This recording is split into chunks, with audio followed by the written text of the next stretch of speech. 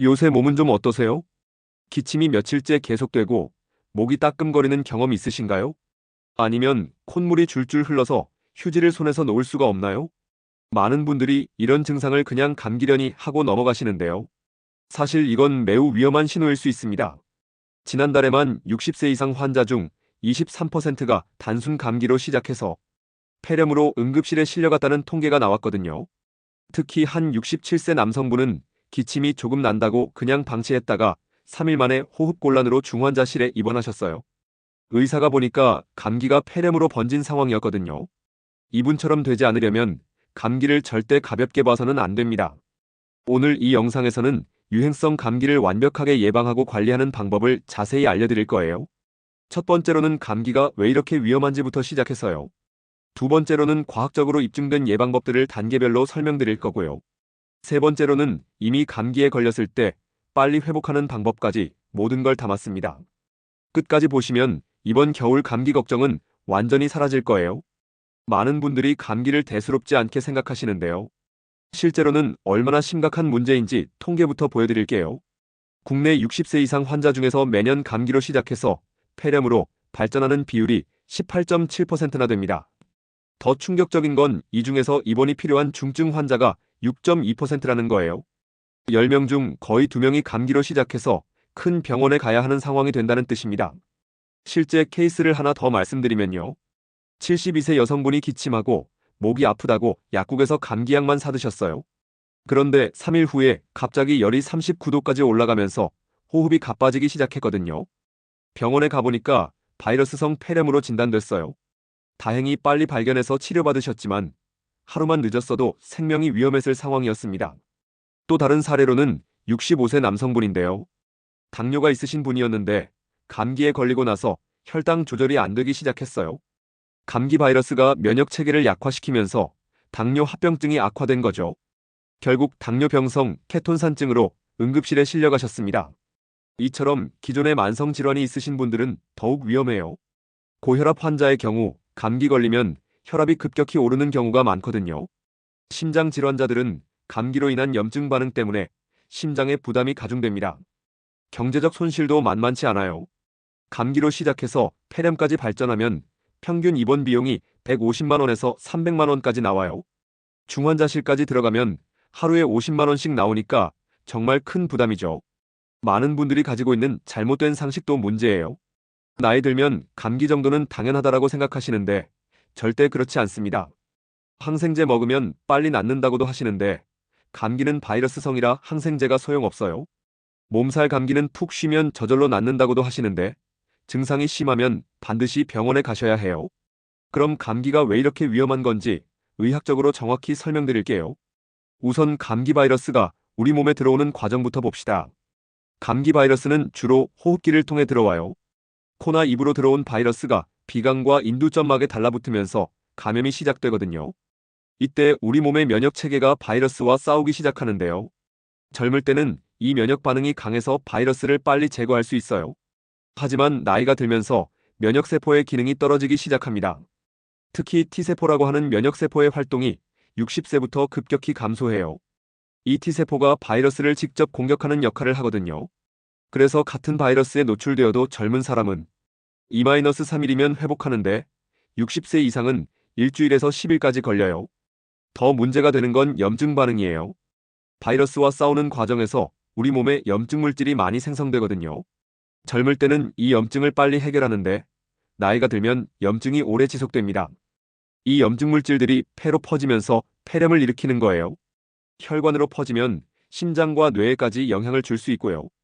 호흡기의 구조적 변화도 큰 원인입니다. 나이가 들면 기관지의 썸모 운동이 약해져요. 이 썸모가 평소에 먼지나 세균을 밖으로 내보내는 역할을 하거든요. 썸모 운동이 약해지면 바이러스가 기관지 깊숙이 들어가서 오래 머물게 됩니다. 또한 기침 반사도 약해져서 가래나 분비물을 제대로 뱉어내지 못해요. 이렇게 되면 2차 세균 감염까지 생길 위험이 커지거든요. 성별에 따른 차이점도 있어요. 남성의 경우 흡연 경력이 있는 분들이 많아서 기관지가 더 약한 경우가 많아요. 여성의 경우는 폐경 이후 호르몬 변화로 인해 점막이 건조해지기 쉽거든요. 당뇨나 고혈압 같은 만성 질환이 있으면 상황은 더 복잡해져요.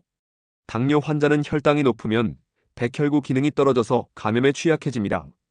고혈압 약 중에서도 AC 억제제를 드시는 분들은 기침이 부작용으로 나올 수 있어서 감기 증상과 구별이 어려워요. 심장 질환자들은 감기로 인한 탈수나 발열이 심장에 부담을 주거든요. 이런 악순환이 계속 반복되면서 단순한 감기가 생명을 위협하는 상황까지 갈 수 있는 거예요. 특히 겨울철에는 건조한 공기 때문에 점막 방어막이 약해지고요. 실내외 온도차가 크면 혈관이 급격히 수축하면서 면역력이 더 떨어집니다. 환기가 잘 안 되는 실내에서는 바이러스 농도가 높아져서 감염 위험이 배가 되고요. 이런 여러 요인들이 복합적으로 작용해서 60세 이상에서는 감기가 단순한 질병이 아니라 매우 위험한 질병이 되는 거예요. 그럼 이제 가장 중요한 예방법부터 말씀드릴게요. 1단계는 기초적이지만 가장 중요한 방법들입니다. 첫 번째가 손 씻기인데요. 그냥 대충 씻는 게 아니라 정확한 방법이 있어요. 비누를 충분히 발라서 손가락 사이사이까지 30초 이상 문지르셔야 해요. 특히 손톱 밑과 손목까지 깨끗하게 씻어야 합니다. 하루에 최소 8번 이상, 외출 후에는 반드시 씻으셔야 해요. 알코올 손소독제도 좋지만 비누와 물로 씻는 게 더 효과적입니다. 두 번째는 마스크 착용이에요. KF94 이상 성능의 마스크를 써야 바이러스를 제대로 차단할 수 있어요. 코와 입을 완전히 덮고 코 부분을 눌러서 밀착시키셔야 합니다. 마스크를 만질 때는 끈 부분만 만지고 앞면은 절대 만지지 마세요. 하루 종일 착용하셨으면 저녁에 반드시 새 걸로 교체하셔야 해요. 세 번째는 충분한 수분 섭취입니다. 하루에 물을 최소 1.5리터 이상 마셔야 해요. 차가운 물보다는 미지근하거나 따뜻한 물이 더 좋습니다. 한 번에 많이 마시지 마시고 조금씩 자주 마시는 게 효과적이에요. 커피나 술은 탈수를 유발하니까 피하시는 게 좋고요. 네 번째는 실내 환경 관리예요. 습도를 50-60% 정도로 유지하셔야 합니다. 가습기가 없으시면 젖은 수건을 걸어두거나 물그릇을 놓아두세요. 하루에 3번, 한 번에 10분씩은 꼭 환기를 시켜주셔야 해요. 실내 온도는 22-24도 정도가 적당합니다. 2단계는 조금 더 적극적인 관리 방법들이에요. 영양 보충이 정말 중요한데요. 비타민C는 하루에 1000mg 정도 드시는 게 좋아요. 감귤류, 키위, 딸기 같은 과일로 드시거나 영양제로 보충하셔도 됩니다. 아연도 면역력에 중요한 역할을 해요. 굴, 소고기, 견과류에 많이 들어있거든요. 비타민 D도 부족하지 않게 드셔야 해요. 겨울철에는 햇빛을 보기 어려우니까 영양제로 보충하시는 게 좋습니다. 단백질 섭취도 매우 중요해요. 체중 1kg당 1.2g 정도는 드셔야 면역 체계가 제대로 작동해요. 생선, 달걀, 두부, 콩류를 골고루 드시는 게 좋습니다. 규칙적인 운동도 빼놓을 수 없어요. 격렬한 운동은 오히려 면역력을 떨어뜨리니까 주의하셔야 해요. 하루 30분 정도 가벼운 산책이나 스트레칭이 가장 좋습니다. 실내에서 할 수 있는 체조나 요가도 효과적이에요. 운동 후에는 땀을 빨리 닦고 따뜻하게 해주셔야 합니다. 수면 관리도 정말 중요해요. 하루에 7-8시간은 꼭 주무셔야 면역력이 제대로 유지됩니다. 잠들기 2시간 전에는 스마트폰이나 TV를 보지 마시고요. 침실 온도는 18-20도 정도로 약간 서늘하게 하시는 게 좋아요. 잠들기 전에 따뜻한 우유나 캐모마일 차를 드시면 숙면에 도움이 됩니다. 3단계는 고급 관리법들인데요. 면역력 강화 식품들을 적극적으로 활용하시는 거예요. 마늘에 들어있는 알리신이라는 성분이 강력한 항바이러스 효과가 있어요. 하루에 마늘 2-3쪽 정도를 드시면 좋은데 생으로 드시기 어려우면 구워서 드세요. 생강도 항염 효과가 뛰어나요. 생강차를 끓여서 하루에 2-3컵 드시거나 요리에 자주 넣어서 드시면 됩니다. 꿀도 천연 항균제 역할을 해요. 마누카꿀이 가장 효과가 좋지만 일반 꿀도 충분히 도움이 됩니다. 하루에 한 큰술 정도씩 드시면 되고 따뜻한 물에 타서 드셔도 좋아요. 프로폴리스나 홍삼 같은 건강 보조 식품도 도움이 될 수 있어요. 하지만 다른 약물과 상호작용할 수 있으니까 의사나 약사와 상담 후에 드시세요. 스트레스 관리도 면역력에 직접적인 영향을 미쳐요. 명상이나 심호흡, 요가 같은 방법으로 스트레스를 줄이셔야 해요. 취미 활동이나 친구들과의 만남도 스트레스 해소에 도움이 됩니다. 목욕도 효과적인 방법 중 하나예요. 38-40도 정도의 따뜻한 물에 20분 정도 몸을 담그시면 혈액순환이 좋아져요. 욕조에 소금이나 에센셜 오일을 넣으시면 더 효과적입니다. 목욕 후에는 보습을 충분히 해주시고 따뜻하게 해서 체온이 떨어지지 않게 하셔야 해요. 발 마사지나 족욕도 도움이 돼요. 발바닥에는 면역력과 관련된 반사구들이 많이 있거든요.